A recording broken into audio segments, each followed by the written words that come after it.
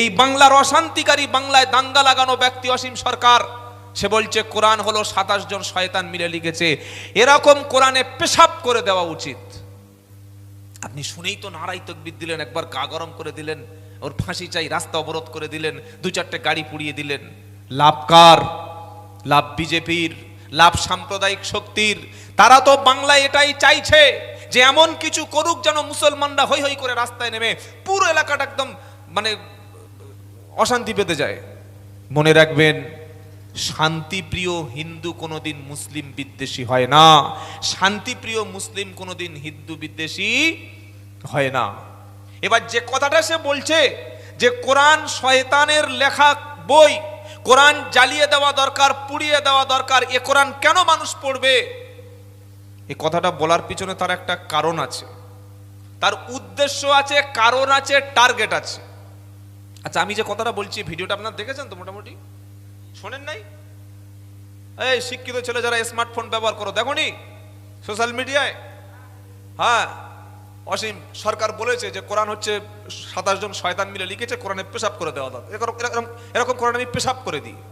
আচ্ছা বলুন, কোন মুসলিম যদি বলে বেদের উপরে পেশাব করে দিই, কোন মুসলিম যদি বলে মহাভারতের উপরে পেশাব করে দিই, কোন মুসলিম যদি বলে শ্রীমদ্ ভগবত গীতায় পেশাব করে দিই, কোন মুসলিম যদি বলে জেন্দাবেস্তায় পেশাব করে দিই, কোন মুসলিম যদি বলে ত্রিপিটক আগুনে পুড়িয়ে দেওয়া হোক, কোন মুসলিম যদি বলে খ্রিস্টানদের বাইবেল আগুনে জ্বালিয়ে দেওয়া হোক, বলুন এটা ঠিক বলেছে না ভুল বলেছে?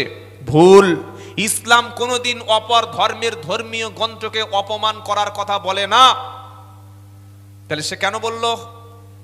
এই যে এসআইআর হলো না, এই এসআইআরে তারা চেয়েছিল যে 1 কোটি মুসলমান বাদ পড়বে। হ্যাঁ, কিন্তু উল্টে কি হয়েছে? ওই যে ওয়াসিম সরকার, শান্তনু ঠাকুর, তাদের ওখানের যত মতুয়া ছিল সব ধরা পড়ে গেছে। মতুয়া, হ্যাঁ, এখন তারা এর পিঠের চামড়া তুলে দিচ্ছে ওয়াসিম সরকারের। ওই দুশ্মন, ভারতের দুশ্মন, এ দেশের দুশ্মন, বাংলার দুশ্মন, পিঠের চামড়া তুলে দেওয়ার সব প্রোগ্রাম তারা করে ফেলেছে। নিজের পিঠের চামড়া বাঁচাতে গিয়ে মুসলমানদের কোরআন নিয়ে এখন এমন একটা মন্তব্য করে দিয়েছে, বাংলার মুসলমান সেনসিটিভ, ধর্মপ্রাণ, আর যে কোনো মানুষকে কথা বললে শুনলেই তো রেগেই যাবে, রাস্তা অবরোধ করবে। ও জানে এমন একটা কথা বলবো বাংলা যেন হিন্দু মুসলমান দাঙ্গাবাদে অশান্তি হোক, আর সেই সুযোগে আমি আমার পিঠটা বাঁচিয়ে নেব। মনে রাখবেন সে কথাটা কেন বলল? বাংলাদেশে দীপু দাস বলে একজন হিন্দুকে মুসলমানরা হত্যা করে তাকে দড়ি দিয়ে গলায় টাঙিয়ে আগুনে পুড়িয়ে দিয়েছে। বলুন এটা কোনো মুসলমানের কাজ? যারা করেছে তারা তো মুসলমান নয়, নাম মুসলমান, বাপ মুসলমান, আইডেন্টিটি মুসলমান, তাদের কালচার মুসলমান, কিন্তু তারা মুসলমানের কাজটাই তো করেনি। আল্লাহর নবী সাল্লাল্লাহু আলাইহি ওয়াসাল্লাম আগুনে একটা পিঁপড়াকেও পোড়াতে নিষেধ আছে, আগুনে একটা কুকুরকে পোড়ানো নিষেধ আছে, আগুনে একটা মাছিকে পুড়িয়ে দিতে নিষেধ করেছে। আগুনের পুড়িয়ে জ্বালানোর হক শুধুমাত্র কার? আল্লাহর। কোন মানুষ কোন প্রাণীকে শাস্তি দেওয়ার জন্য, দুষ্টু কুকুর কিংবা কোন একটা প্রাণী আপনার উপরে অ্যাটাক করছে, আপনি পুড়িয়ে মারতে পারেন না, হত্যা করে দিতে পারেন, তাকে অন্য জায়গায় ফেলে দিতে পারেন। তাহলে বাংলাদেশে দীপু দাস যে কাজটা করেছে সেটা তো অত্যন্ত নির্মম। আমরা প্রত্যেকটি মুসলমান প্রতিবাদ করেছি।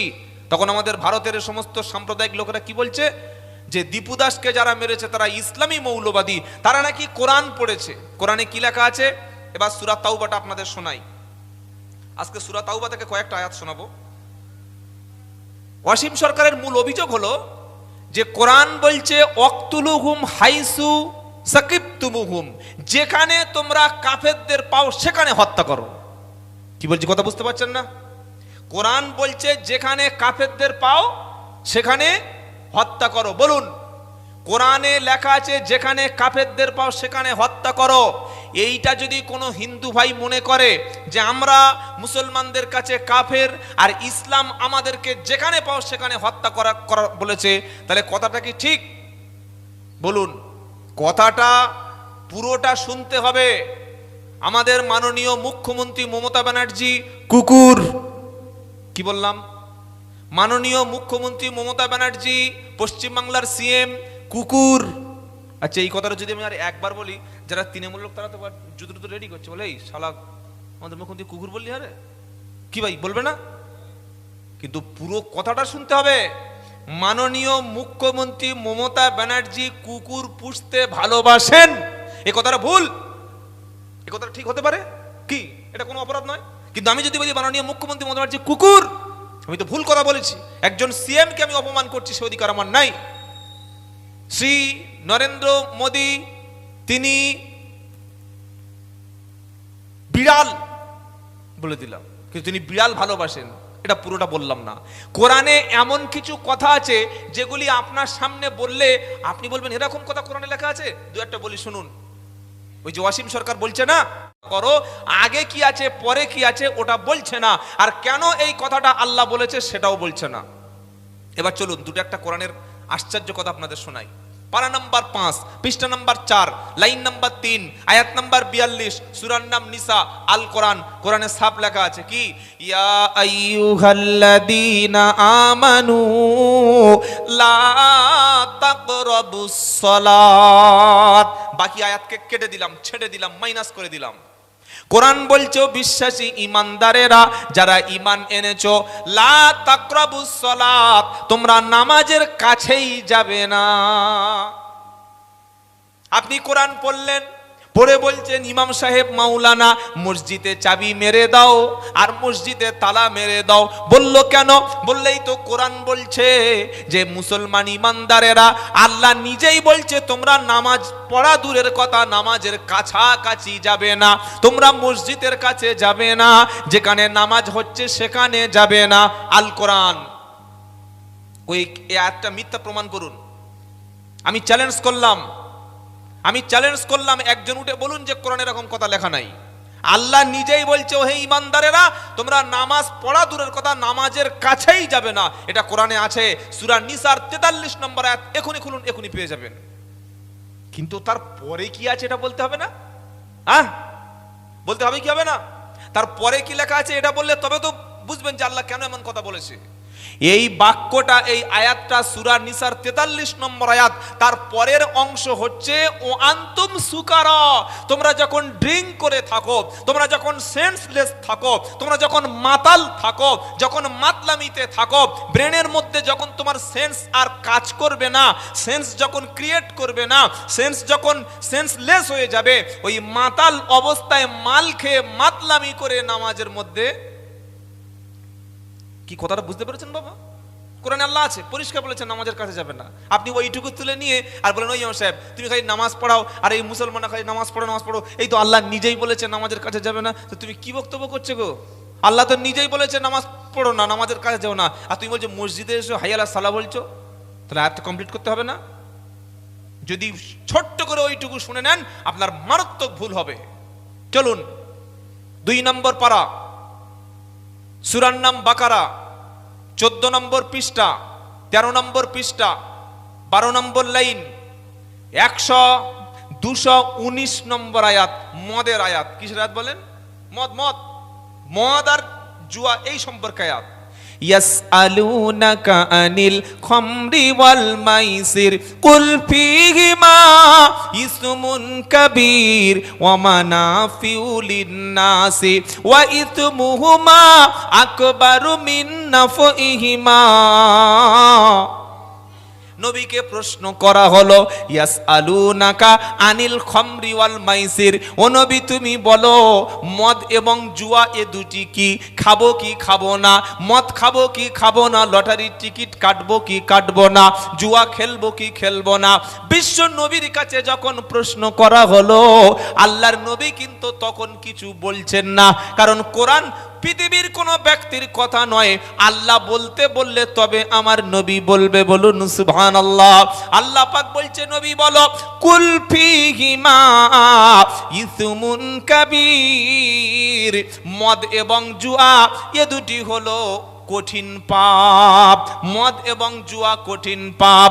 ওয়া ইসমুহুমা আকবারু মিন নাফইহিমা ওয়া মানাফিউ লিন-নাস। আল্লাহ বলছেন মদ আর জুয়ায় লাভ আছে মানুষের জন্য। আচ্ছা মদ খোর যদি ওয়াজটা শোনে যে আব্দুল্লাহ জুবায়ের বলে গেছে কোরআনে আল্লাহ বলেছে মদে লাভ আছে, ও খাবে না? হ্যাঁ, খাওয়ার ডোজ বাড়াবে, বলবে ওসব আমাদের ইমাম সাহেব কি বলছে শোনার দরকার নাই।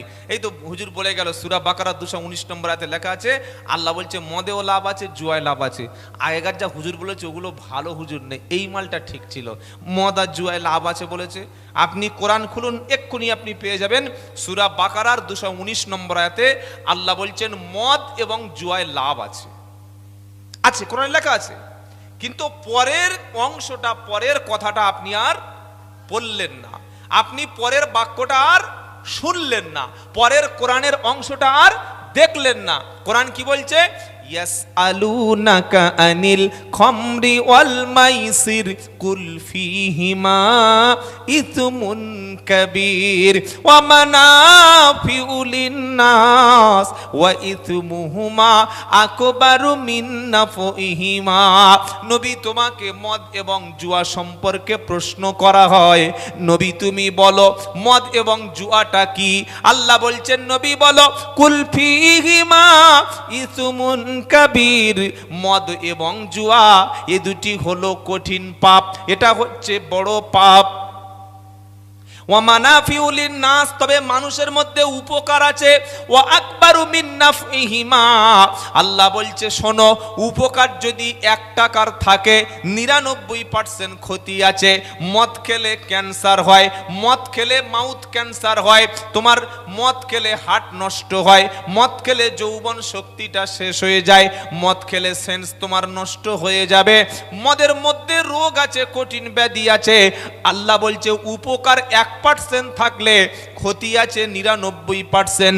জুয়াতে 1% উপকার, ক্ষতি আছে 99%। যারা জুয়ার লটারির টিকিট বিক্রি করে লাভ শুধু তাদের হয়, আর গ্রামের সব মানুষের ক্ষতি হয়। মদেও যারা বিক্রি করে এর লাভের অংশ যারা নেয় তাদের শুধু লাভ হয়, আর যারা খায় তারা মাতলামিতে ভরে যায়। 1% উপকার হলে ক্ষতি 99%। তাই এ দুটি হলো কঠিন পাপ। পুরো বাক্যটা